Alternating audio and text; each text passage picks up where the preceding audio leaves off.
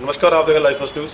राजनीति में जब किसी पर दूसरी पार्टी पर टिप्पणी की जाती है तो उसका जवाब तो आना होता है कि विधायक चैतन्य शर्मा ने जब ग्रेड में प्रेस कॉन्फ्रेंस में बीजेपी पर तीखे प्रहार किए तो बीजेपी की तरफ से भी जवाब उसका आना ही था।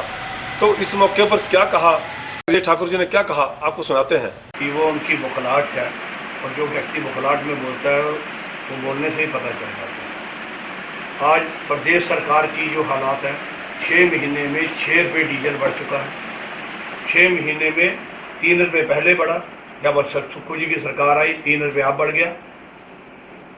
एक भी वादा जो 10 नीतियों पर उन्होंने सरकार बनाई थी अभी तक पूरा नहीं किया। और जो गगरेट क्षेत्र के अंदर वादे हुए उन वादों को पूरा करना अब विधायक महोदय का काम है। विधायक महोदय कह रहे थे कि वहाँ ट्यूबवेल लग गया, वहाँ ट्यूबवेल लग गया, वहाँ ट्यूबवेल लग गया। वहाँ ट्यूबवेल लगा, टेंडर हुआ, मशीनें लगी और मशीनों ने बोर किया। और इससे पहले भी 15-15 साल पुराने ट्यूबवेल भारतीय जनता पार्टी की सरकार में यहाँ गगरेट क्षेत्र के पूरे हमारे मंडल में हमने पास करके और उनको भी चलाया। ये तो अभी तो 6 महीने हुए हैं ट्यूबवेल लगाए हुए। अभी उनको इतना दुख हो रहा है कि ट्यूबवेल को मैं चलाऊंगा कैसे, क्योंकि ट्यूबवेल तो लगे हैं जो। और मैं एक और बात कह देता हूँ कि विधायक महोदय, अभी तो आपका कोई एक काम नजर नहीं आया 6 महीने में। एक बहस तो आपसे करेंगे 3 साल के बाद और पूछेंगे आपने क्या कराया और हमने क्या किया है। ये तो गगरेट की जनता भली भांति जानती है। जिस 339 करोड़ रुपया जो चलना जिसने ब्यास प्रोजेक्ट का, जिसके आप एक फोटो खिंचाकर बात कर रहे थे, वो ब्यास प्रोजेक्ट किसने मंजूर कराया, किससे कालवे हुआ, कैसे डीपीआर बनी और कैसे उसको प्रिंसिपल अप्रूवल मिली। ये तो प्रदेश सरकार और माननीय जयराम ठाकुर, माननीय अनुराग ठाकुर जी की कृपा से और आज हमारी केंद्रीय सरकार ने जो उसको अप्रूवल दिया, इसमें आपका कोई रोल नहीं है। लोहारली चुरड़ू ब्रिज उस वक्त भी गडकरी के साथ फोटो खिंचाकर कह दिया था, मैंने भी सिफारिश की है। ये लोहारली चुरड़ू ब्रिज बन रहा है, मवा सिंधिया में पुल बना, गनारी के अंदर पुल बना, संगनेई के अंदर पुल बना, नंगर जिराड़ा में पुल बना। और ये 4 पुल जो आज बने बरसात के मौसम में एक भी गाड़ी नहीं रुकी। ये तो जनता बखूबी जानती है। जगह जगह ट्यूबवेल लगे, वाटर स्कीमें लगी और घर घर में पानी पहुंचा।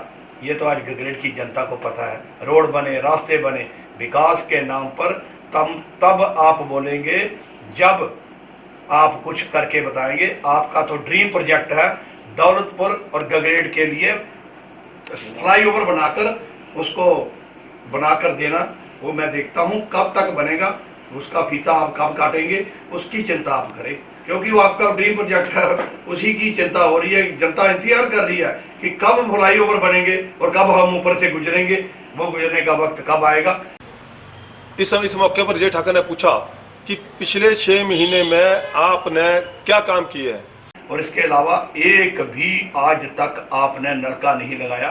ट्यूबवेल की तो बात ही छोड़िए, आप अपना एक ट्यूबवेल गिना दें। ये तो मेरे नवाड़ के वक्त के ट्यूबवेल है, ये चलते रहेंगे और 1 साल 2 साल आप मेरे ही कामों का उद्घाटन शिलान्यास करेंगे। एक रोड का आप करने चले थे उद्घाटन, जिसको मैंने अपने काल में कर दिया था, मल्ला का पिंड और अपने अम्बोटा में शिवबाड़ी का रोड। ये दोनों मेरे प्रोजेक्ट से अब नवाड़ में पड़े थे, नवाड़ में मंजूरी मिली। आप तो नवाड़ का आपको पता ही है, नवाड़ में किसको मंजूरी मिलती है, जो नवाड़ में पड़े होते हैं। 6 महीने में तो आपने नवाड़ में अभी डाला ही नहीं। आपकी तो अभी तक प्लानिंग में पहली लिस्ट भी नहीं गई है, ना खुली है। जो आरकेएस की मीटिंग थी उसमें हॉस्पिटल में, उसको आपने लगातार 2.5 साल तक कुछ देख रेख नहीं की, तो कहाँ सोए थे पुराने विधायक जी। आरकेएस की मीटिंग की बात करें, जैसे आप बिल्डिंग में बैठे थे, उसके पीछे बिल्डिंग देखो कितनी बड़ी तैयार हो रही है। वो बिल्डिंग किसके कार्यकाल में हुई है। 11 करोड़ 70 लाख रुपया, 10 करोड़ 70 लाख रुपया उस पर खर्च हो रहा है। उस बिल्डिंग में हॉस्पिटल जा रहा, वो भी हमारी भारतीय जनता पार्टी की देन है। 2 साल कोरोना रहा, आरकेएस की मीटिंग हर बार होती थी और हर बार काम होता था। आपने कोई नया काम नहीं किया। वो हॉस्पिटल का बजट है, उसी को बजट के ऊपर खर्चना, वो हर बार होता है और होता रहेगा। ये कोई बड़ा काम नहीं कर दिया आरकेएस की मीटिंग करके। रोगी कल्याण समिति की मीटिंगें लगातार दौलतपुर में भी होती रही और लगातार गगरेट में भी होती रही। गुंडा राज इसलिए नजर आ रहा है क्योंकि पहले वो बंजार ट्रक यूनियन के पीछे पड़े और वहाँ जाकर उद्घाटन कर दिया और यूनियन खोल दिया। आज तक वो तो चली नहीं उनसे, आज तक तो पुरानी चल रही। क्योंकि जब हमारे लोगों के पास जितनी गाड़ियाँ हैं और उसके साथ मिलकर आम ट्रक यूनियन इकट्ठा काम करती है, ये बड़ा पुराना काम चल रहा है, बड़े लंबे अरसे से चल रहा है। और ये लोग चाहते हैं कि हम यूनियन अलग करके बाहर से गाड़ियां मंगाकर पर्ची सिस्टम बनाकर इस गगरेट क्षेत्र को ठगने का काम करे, बेचने का काम करे। ट्रक यूनियन बेचने के लिए होती, बाहर की गाड़ियों के लिए होती, और यही हाल गगरेट में है। गगरेट में प्रधान और हमारी पूरी टीम उनकी अध्यक्षता में बड़ा अच्छा काम कर रही है। आते ही कई लोगों को तकलीफ होती है कि किस तरीके से ट्रक यूनियन पर कब्जा हो और जिससे सबका वो खर्चा पानी चले, तो उस खर्चा पानी के चक्कर में सब लगे हुए हैं। गगरेट क्षेत्र में क्या हो रहा है ये बताने की अब जरूरत ही नहीं है, क्योंकि इसके ऊपर बोलना भी बेकार है। गगरेट क्षेत्र की जनता आज घर घर जान चुकी है कि हम ठगी का शिकार हुए हैं।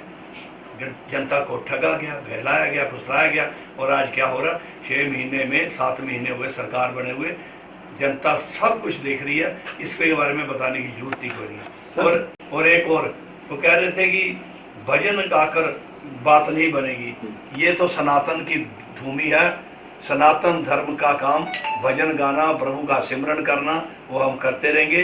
गगरेट के क्षेत्र में आप चाहे कुछ भी कर लें, आप सबको हिसाब गगरेट का देना पड़ेगा, और हम सब आपसे लेंगे कि आपने इस गगरेट क्षेत्र का विकास मॉडल, स्वास्थ्य, शिक्षा, इसके ऊपर बड़ा बोलते थे, आज उसके ऊपर क्या क्या किया, ये तो हिसाब आपसे घर घर मांगा जाएगा। आने वाला वक्त आप हिसाब देने को तैयार रहें कि आपने गगरेट क्षेत्र में क्या नया मॉडल ला कर दिया। आईपीएच पर तीखे प्रहार करते हुए चैतन्य शर्मा ने कहा था कि मैं अगर जांच करवानी शुरू की तो क्या होगा।